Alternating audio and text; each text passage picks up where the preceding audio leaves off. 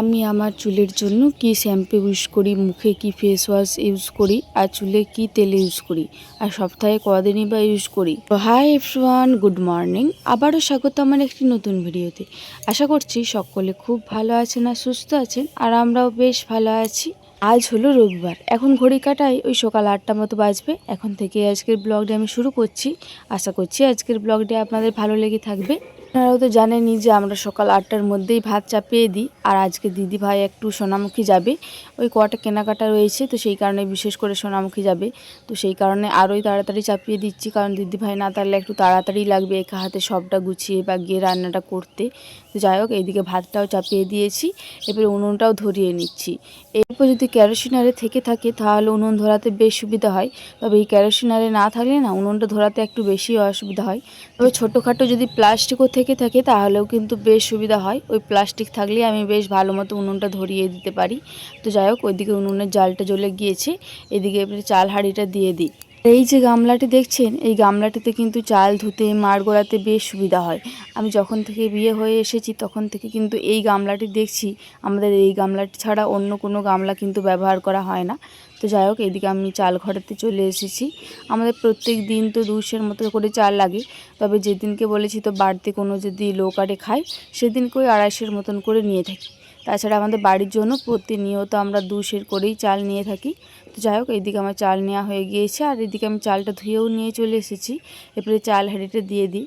ডালটি বেশ ভালো মতো চলছিল, তো সেই কারণে জলটি মনে হচ্ছে একটু বেশি গরম হয়ে গিয়েছে।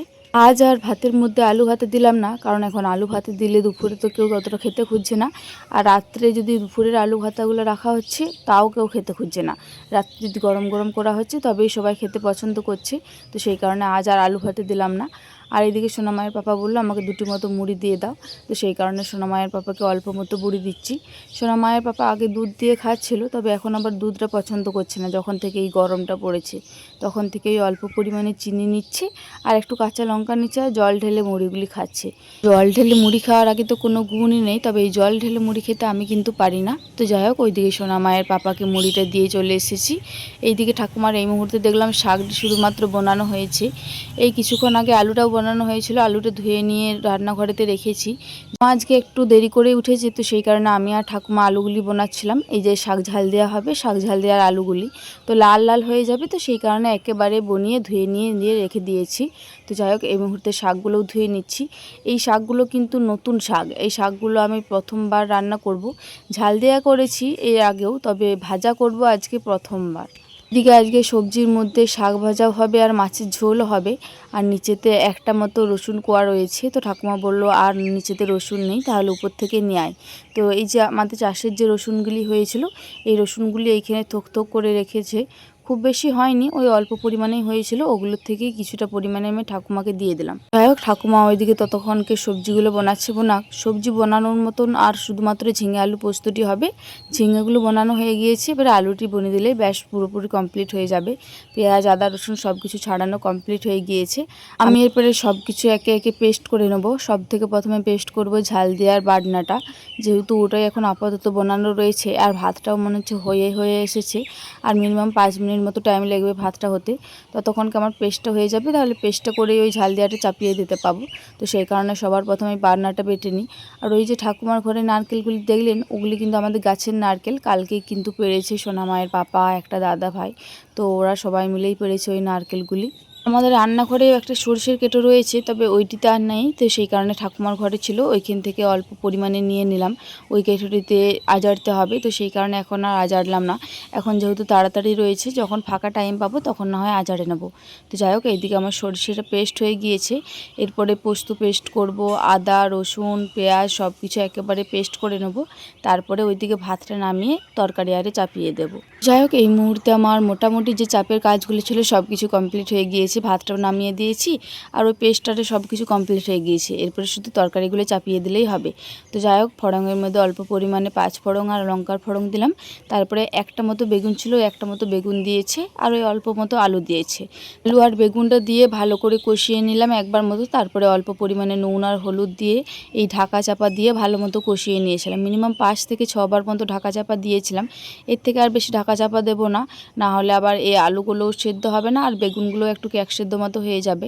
তো সেই কারণে এই মুহূর্তে বাটনাটা দিয়ে দিলাম। আর বাটনাটা দিয়ে পরেও বেশি নাড়াচাড়া করব না, পরিমাণ মতো জল দিয়ে পরে ঢাকা দিয়ে দেবো। শাকটা কিন্তু এখন দেবো না, বাটনাটা একটু ফুটে যাক, আলুগুলো অল্প পরিমাণে সেদ্ধ হোক, তারপরে শাকগুলি দেবো। এই যে বাটনাটা বেশ ভালো মতো ফুটে গিয়েছে, আলুটিও দেখলাম যে একটু মতো সেদ্ধটা বাকি রয়েছে, তো সেই কারণে শাকটাও দিয়ে দিলাম। এরপরে আর একবার ঢাকা চাপা দিয়ে দেবো যতক্ষণ না একদম জলটা চুটচুটে মতো হচ্ছে। এই যে এই মুহূর্তে বেশ চুটচুটে মতো হয়ে গিয়েছে, আর এখন আলুগুলোও বেশ ভালো মতো সেদ্ধ হয়ে গিয়েছে, আর শাকটাও বেশ ভালো মতো সেদ্ধ হয়ে গিয়েছে। এই শাক ঝাল দেওয়াটা কিন্তু একদম মাখো মাখো করে নামাবো। তো দাঁড়ান, তার আগে আমি একটু সর্ষের তেল ছড়িয়ে নামাবো। যে কোনো ঝাল দেওয়ার আগে যদি সর্ষের তেল ছড়িয়ে নামানো হয় তাহলে কিন্তু খেতে আরোই টেস্টে বেড়ে যায়। তো এটা একদম মাখো মাখো করে নামাতে হবে। এই যে এই মুহূর্তে বেশ মাখো মাখো হয়ে গিয়েছে। তো আপনারা যদি এর থেকেও পারেন মাখো মাখো করে নামাবেন। তোলাতে লেগে লেগে যাচ্ছিলো, তো সেই কারণে নামিয়ে দিয়েছিলাম। এই ঝাল দেওয়াটা নামিয়ে পরে এদিকে এবারে আলু পোস্তটা চাপিয়ে দেবো। বললামই তো ঠাকুমার খুব একটা বেশি বানাতে আর দেরি নেই।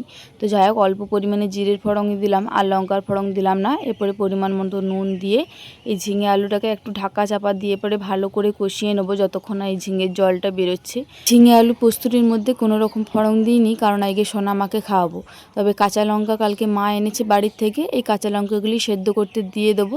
কাঁচা লঙ্কাগুলি সেদ্ধ করতে দিয়ে দিলে বেশ কিন্তু সুবিধা হয়, সোনামাকে খাওয়াতেও পারি আর আমাদেরও বেশ নুন ঝাল প্রস্তুতি হয়। তো যাই হোক, ঢাকা চাপা দিয়ে বেশ অনেকবারই কষালাম, তো তলাতে লেগে লেগে যাচ্ছিলো, তো সেই কারণে জল দিয়ে সেদ্ধ করতে বসিয়েছিলাম। এই মুহূর্তে বেশ ভালো মতন সেদ্ধও হয়ে গিয়েছে। তো দাঁড়ান, এরপরে কাঁচা লঙ্কাগুলি সেদ্ধ হয়ে গিয়েছে, কাঁচা লঙ্কাগুলো তুলে নিই। ওই যে পোস্তটি চাপিয়ে দিয়ে আমি কিন্তু সোনামাকে ওইদিকে ঘুম পাড়িয়ে দিয়ে চলে এসেছি। ওই জন্য আমি পোস্তটি চাপিয়ে দিয়ে গিয়েছিলাম, যে পোস্তটি চাপিয়ে দিয়ে গেলে এইদিকে আমার পোস্তটাও সেদ্ধ হবে আর সোনামাকে ঘুম পাড়ানো হয়ে যাবে, তাহলে উনুনটা কামাই যাবে না। তো সেই কারণে পোস্তটি চাপিয়ে দিয়ে গিয়েছিলাম। ওইদিকে সোনামা এই মুহূর্তে ঘুমিয়ে গিয়েছে।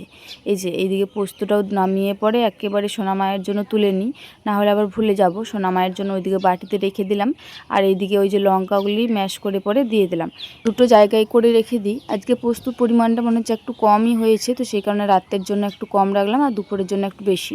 আপনাদেরকে তো বললামই প্রথমেই যে আজকে শাকটা দুরকম করব। শাক ঝাল দেওয়া তো আগেও করেছি, তবে এই শাকটার কিন্তু শাক ভাজা আমি একদিনও করিনি। আমি বললে নয়, কিন্তু আমাদের বাড়িতে কেউই এই শাক ভাজাটা করেনি। মাত্র নুনটা বুলিয়ে পরে অল্প পরিমাণে জল দিয়ে ঢাকা চাপা দিয়ে দিয়েছিলাম, তাতেই শাক একদম সুন্দর সেদ্ধ হয়ে গিয়েছিল আর অনেকটাই জল বেরিয়ে গিয়েছিল। আমাকে জেঠিমা এরকমভাবেই বললো। তো যাই হোক, লঙ্কা জিরে আর রসুন ফোড়ন দিয়ে পরে ভালো করে খড়িয়ে পরে এই শাকটা দিয়ে এরপরে নামিয়ে দিচ্ছি। শাকটা কিন্তু খেতে বেশ ভালোই লাগছিল। এদিকে তো মোটামুটি সব রান্না কমপ্লিট হয়ে গিয়েছে, এরপরে শুধুমাত্র মাছের ঝোলটি করতে রয়েছে। মাছের ঝোলেরও মশলাটা আমি মিক্সিতেই পেস্ট করে নিয়েছিলাম, একেবারে আদা জিরে রসুন পেঁয়াজ সব কিছুই। তো যাই হোক, মশলাটা ভালো করে কষিয়ে নিয়েছি। এরপরে অল্প অল্প করে সব কিছু মশলাগুলো দিয়ে দেবো। প্রথমে দিলাম অল্প পরিমাণে ধনে গুঁড়ো, এরপরে দিচ্ছি লঙ্কার গুঁড়ো, আর জিরে তো একদম মশলার সাথে পেস্ট করে দিয়েছিলাম, তো সেই কারণে আর জিরে গুঁড়ো ইউজ করলাম না। শাকটা ভাজার কারণে নাকি জানি না এই ধারটা অনেকক্ষণ খড়ে খড়ে যাচ্ছে, এর থেকে বেশি ভাজলে মানে অনেকটাই খড়ে যাবে, তো সেই কারণে আর বেশি ভাজলাম না। তবে অনেকক্ষণই কষিয়েছি, মশলাটা বেশ ভালো মতনই কষানো হয়ে গিয়েছে। তো পরিমাণ মতো জল দিয়ে ভালো করে ফুটিয়ে নিয়েছিলাম। এখন আমার মাছের ঝোলটা পুরোপুরি কমপ্লিট হয়ে গিয়েছে, এরপরে না হয় নামিয়ে নিই। এদিকে রান্না ধোয়া মাজা সব কিছু একদম পুরোপুরি কমপ্লিট করে সোনামাকে স্নান করিয়ে এই মুহূর্তে আমি স্নানে যাব। যেহেতু ভাবলাম একটু শ্যাম্পু করব, চুলটা যেহেতু গরমের কারণে চ্যাটচ্যাটে রয়েছে, তো শ্যাম্পু করার আগে ভাবলাম যে একটা দিদি ভাইয়ের প্রশ্নের একটা উত্তর দিই। তো দিদিভাই আমাকে একটা কমেন্ট করেছিলেন যে দিদিভাই তুমি কি ফেস ওয়াশ ইউজ করো, কি শ্যাম্পু ইউজ করো, আমাকে একটু জানাবে, আর কি তেল ইউজ করো। তো ওই শ্যাম্পুর মধ্যে আমি সানসিল্ক শ্যাম্পুটা ইউজ করে থাকি, কিন্তু সানসিল্কের ওই যে গোলাপি পাতাটি রয়েছে ওইটাই আমি বেশিরভাগ ইউজ করে থাকি। আর এই যে ফেস ওয়াশের মধ্যে এই গার্নিয়ারের যে ভিটামিন সি ফেস ওয়াশটি রয়েছে, এই ফেস ওয়াশটি আমি বেশিরভাগ ইউজ করে থাকি। যাদের অয়েলি স্কিন রয়েছে তাদের পক্ষে কিন্তু এই ফেস ওয়াশটা বেশ ভালো। ফেস ওয়াশটার পিন রয়েছে ওই 225 টাকা মতো। তো যাই হোক, আমার কথা শুনে কেউ আবার এই স্কিন কেয়ার করতে যাবে না। আমি কিন্তু স্কিন কেয়ারের কিছুই জানি না, আমি যে ফেস ওয়াশটা ইউজ করলাম শুধুমাত্র সেটাই জানালাম। আমার যেহেতু ভীষণই অয়েলি স্কিন, তো সেই কারণে আমি এই ফেস ওয়াশটা ইউজ করলে না সকালে যে অয়েলি অয়েলি ভাবটা থাকে ওই ভাবটা কিন্তু আর থাকে না। সকালে যদি এই ফেস ওয়াশটা একবার করিনি তাহলে আমার কিন্তু বেশ 4 থেকে 5 ঘন্টা মতো মুখটা ফ্রেশ থাকে। তো সেই কারণে আমার তো এই ফেস ওয়াশটা ভীষণই পছন্দ। তো যাই হোক, এই মুহূর্তে আমি স্নান করে চলে এসেছি। আর এই যে শাড়িটি আজকে পরেছি, ভাবলাম যে আর পরবো না, কারণ সেই দিনে প্রচণ্ড পরিমাণে গরম করছিল এই নতুন শাড়িটি পরে। তবে আজকে একটু ঠান্ডা ঠান্ডা ওয়েদার রয়েছে, জানেন তো, ভীষণ যে ঠান্ডা ওয়েদার রয়েছে তা কিন্তু নয়। তবে আজকে খুব একটা রোদ্দুর দেয়নি, যে একদম ভ্যাপসানো গরমটা থাকছিল ওই গরমটা কিন্তু আর নেই। একটুকু ঠান্ডা ঠান্ডা ভাব রয়েছে, মানে আজকে খুব একটা ঘাম দিচ্ছে না শরীরের মধ্যে। তো সেই কারণে ভাবলাম যে আজকে না হয় শাড়িটা পরে নিই।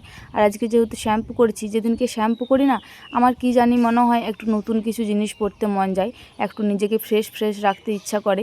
তো সেই কারণে বিশেষ করে পরে নিলাম শাড়িটা। যাই হোক, ওইদিকে আমি ঠাকুরকে প্রণাম করে সবার প্রথম চলে এলাম। তারপরে এইদিকে কটা মতো জামা প্যান্ট ছিল, ওগুলো সব তুলে পরে আমার জামা প্যান্টগুলো একদম জায়গা জায়গা মতো মিলিয়ে দিলাম।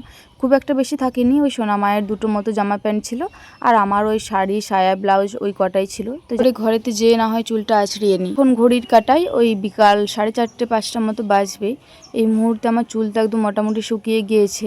আর আজকে তো খুব একটা রোদের জোর দেয়নি, ওই ফ্যানের তলে চুল শুকিয়ে গিয়েছে। আর আমি যেদিনে শ্যাম্পু করে থাকি সেই দিনেই কিন্তু আমি বেশিরভাগ তেলটা নিয়ে নিই। আর আমি তেলের মধ্যে এই যে নিহার যে কোকোনাট অয়েলটি রয়েছে ন্যাচারাল উত্তমের, এই তেলটাই আমি ইউজ করে থাকি। দিদিভাই এটাও জিজ্ঞাসা করেছিলেন যে আমি কি তেল ইউজ করে থাকি, তো ওইটারও রিপ্লাই দিয়ে দিলাম, আমি এই তেলটা ইউজ করে থাকি। আর আমি সপ্তাহে কবার শ্যাম্পু করি আর কবার যে তেল ইউজ করি তার কিন্তু কোনো পার্মানেন্ট আমার দিন নেই। আমার এই যেদিনকে শ্যাম্পু করি সেদিনকে একদম পার্মানেন্ট আমি তেল নিয়ে থাকি।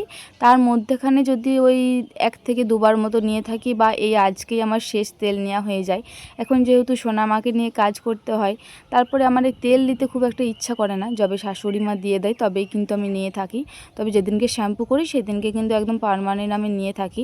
আর সোনামা যখন হয়নি তখন কিন্তু আমি মিনিমাম সপ্তাহে 2বার মতো শ্যাম্পু করতাম। তবে এখন আর সপ্তাহে 2বার হয়ে ওঠে না, এখন কিন্তু আমি সপ্তাহে 1বার পার্মানেন্ট শ্যাম্পুটা করে থাকি। করে তেলটা নেওয়ার পরে ভালো করে চুলটি ছাড়িয়ে পরে আমি কিন্তু একেবারেই গুটিয়ে নিই, আমি কিন্তু সেটা পাকিয়ে রাখি না। আমি অল টাইম কিন্তু এইরকম গুটিয়েই রাখি। আমি জানি না এটার জন্য আমার কোনো সুবিধা হয় নাকি, আমি কিন্তু কোনো সুবিধার জন্য এটা করি না যে আমার চুলটা আরে বাড়বে। আমার নিজে কমফোর্টেবল ফিল করার জন্য আমি এরকম করে রাখি। এরকম করে রাখলে আমার চুলটি বেশ সুবিধা হয়, আমার নিজেকে বেশ কমফোর্টেবল ফিল লাগে। তো যাই হোক, এইদিকে আমার চুল ছাড়ানো পুরো কমপ্লিট, এরপরে না হয় সিঁদুরটা পরে নিই। আশা করছি দিদিভাই আমি আপনার কমেন্টে রিপ্লাই দিতে পেরেছি। তো যাই হোক, চলুন আজকের ভিডিওটা এই পর্যন্তই, আবারও দেখা হবে পরবর্তী কোনো ভিডিওতে। ততক্ষণে সকলে খুব ভালো থাকবেন আর সুস্থ থাকবেন। আজকের ভিডিওটি যদি ভালো লেগে থাকে একটি লাইক, কমেন্ট, শেয়ার আর সাবস্ক্রাইব করে আমার এই ছোট্ট চ্যানেলটির পাশে থাকবেন।